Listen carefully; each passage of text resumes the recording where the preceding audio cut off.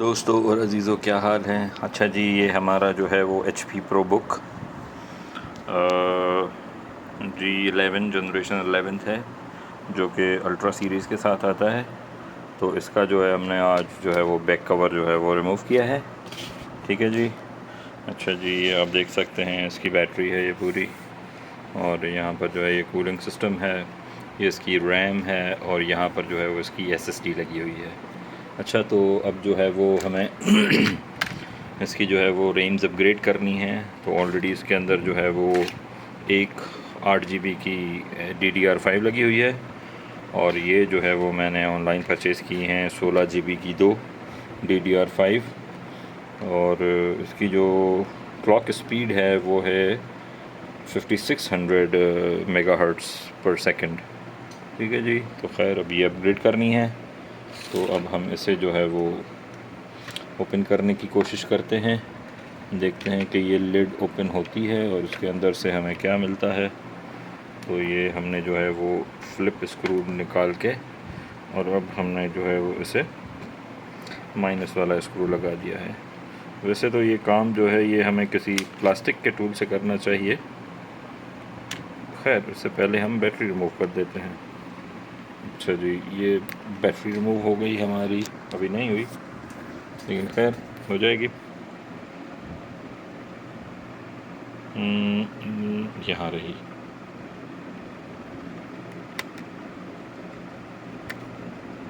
Okay, थोड़ी सी मुश्किल हो रही है क्योंकि एक हाथ से काम करना पड़ता है। खैर, इसे हम फ़िलहाल स्टॉप कर। अच्छा जी, तो ये हमने जो है वो बैटरी का पोर्ट रिमूव कर दिया है। खैर, अब मेरे पास ऐसा कोई प्लास्टिक का फ़िलहाल टूल तो नहीं नज़र आ रहा, तो मैं जो है वो इस ATM कार्ड की मदद से इस लिड को जो है वो उठाने की कोशिश करता हूँ। ये उठ गई है।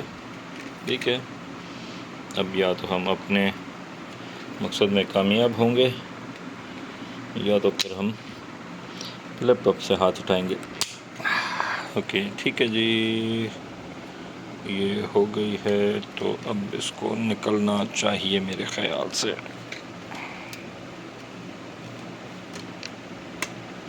निकल गई। ठीक है जी, तो आप देख सकते हैं कि इसके अंदर जो है वो ये एक TDR की लगी हुई है। ओके, अब ये क्लिप्स हैं इसमें, तो ये क्लिप्स जो हैं इन्हें जब हम इस तरह से करेंगे तो ये अनलॉक हो गया। अब अगर आप देख सकते हैं तो ये निकल गई है। ये हमारी है रैम, जो कि हमने अभी निकाल दी है, और यहाँ पर आप देख सकते हैं कि हमारे पास ये 2 स्लॉट्स हैं, एक ये स्लॉट है और एक ये स्लॉट है। तो ये दोनों जो रैम्स हैं ये इस पर लगेगी। ठीक है जी, तो थोड़ी देर के लिए पॉज करते हैं और थोड़ा सा काम आगे कर। ओके, तो हमने जो है वो ये दोनों रैम्स जो हैं वो निकाल दी हैं। अब यहाँ पर होती है एक्चुअल में नॉच। यहाँ पर अगर आप देखें तो यहाँ पर आपको एक नॉच नज़र आएगी, और इसके बीच में भी ये नॉच है। तो इसकी जो होती है ये एडजस्टमेंट करना ज़रूरी होती है, इस वजह से ही हमें यहाँ पर पता चलता है। अब ये देखिए, ये यहाँ पर इसमें फ़िट नहीं आ रही, तो हमें क्या करना पड़ेगा, हमें इसे इस तरह से फ्लिप करके जो लगाना पड़ेगा। तो अब अगर आप देखें तो ये वेरी जेंटली जो है ये अपने ग्रूव के अंदर जो है वो फिक्स हो गई है। ज़्यादा ज़ोर लगाने की ज़रूरत नहीं है, बस ये आ गई है। अब हमें सिर्फ क्या करना है, फिंगर से प्रेस करना है इसे नीचे की तरफ, और जब तक ये स्नैप का आवाज़ नहीं आता, ये देखिए तो ये बैठ गई है। अब यहाँ पर भी एक क्लिप बैठ गया है, और यहाँ पर भी ये दूसरा क्लिप बैठ गया है। ठीक, इसी तरह से हम दूसरी को भी DDR5 को अपनी जगह पर लगाते हैं। ज़्यादा पुश करने की ज़रूरत नहीं है इसे। ठीक है जी, और इसे भी हम इसी तरह से जेंटली पुश करेंगे तो ये भी जो है वो अपने उस पर बैठ गई है। ठीक है जी, अब ये हमारी 2 DDR5 16 GB, और ये भी 16 GB। तो अब इसकी टोटल कैपेसिटी हो गई है 32 GB रैम, और ये जो है ये 8 GB की रैम अब फ़िलहाल फ़ारिग हो गई है। इसका देखते हैं फिर क्या करना है। ठीक है जी, ये दोबारा से वही लिड जो हमने निकाला था, उसी लिड को जो है वो दोबारा से हम इसी जगह पर टेस्ट कर देंगे। ज़्यादा फोर्स लगाने की ज़रूरत नहीं है। ठीक है जी, यहाँ पर अगर आप देखिए तो ये अपनी जगह पर आराम से बैठ गए हैं। इसके अंदर भी होती है, लेकिन यहाँ पर यूजुअली जो है वो 512 गीगाबाइट्स की ऑलरेडी DDR लगी हुई है, तो उसको चेंज करने की, अपग्रेड करने की फ़िलहाल ज़रूरत नहीं है। लेकिन फ्यूचर जो है ये भी अपग्रेडेबल है। तो यहाँ से आपको स्क्रू निकालेंगे इसमें से, ये बेसिकली इसको अनस्क्रू करेंगे तो ये फ्लिप निकल जाएगा। उसके बाद इसको थोड़ा सा लूजन करके और आप DDR SSD निकाल सकते हैं। जज़ाकल्लाह। अब इसको हम करते हैं बंद और फिर चला के देखते हैं। बंद करने से पहले हमने जो ये बैटरी का प्लग निकाला था, इसको जो है वो लगाना बहुत ज़रूरी है, वरना आप फिर सर पे हाथ होंगे आपके। ओके, तो हमने बैटरी जो है वो लगा दी है। अब हम देखते हैं कि ये काम करती है और बायोस में चल के देखते हैं कि अच्छा जी। तो अब हम जो है वो इसमें बायोस के सेटअप के अंदर जो है वो एंटर होके देखते हैं कि इसने क्या किया है।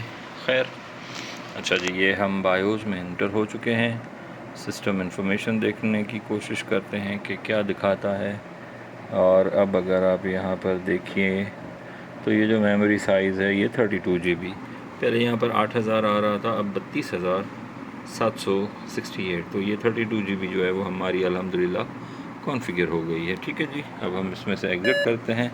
ये कहता है सेव चेंजेस, तो हमने वैसे की नहीं है, लेकिन येस कर देते हैं। अब देखते हैं क्या होता है कि हमारी विंडोज़ वापस आ सकती है या नहीं।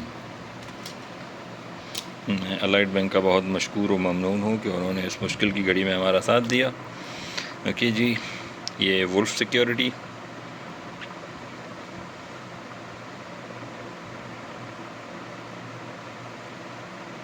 वैसे रिकमेंडेड यही होता है कि आपके लैपटॉप के अंदर जितना भी डेटा है उसका बैकअप बना लीजिए, लेकिन चूँकि मैंने नया बाय किया है तो इसमें इतना बैकअप था नहीं, और पुराने लैपटॉप के अंदर मेरा काफ़ी बैकअप पड़ा हुआ था, तो वो मैंने एक्सटर्नल ड्राइव के अंदर रख दिया है, जिसकी वजह से मुझे बैकअप या डेटा की इतनी ज़रूरत नहीं थी।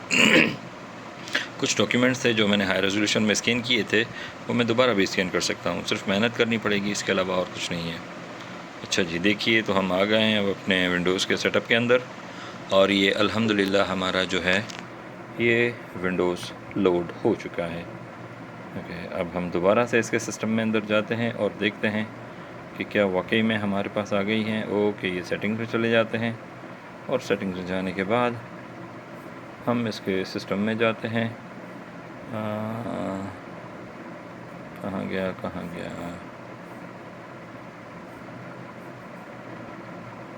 सिस्टम के अंदर जाते हैं यहाँ पर, और यहाँ पर जब हम अबाउट में जाएंगे तो यहाँ पर हमें दिखाएगा कि इसकी मेमोरी कितनी है। Standard RAM 32 GB। यहाँ पर अगर आप देखिए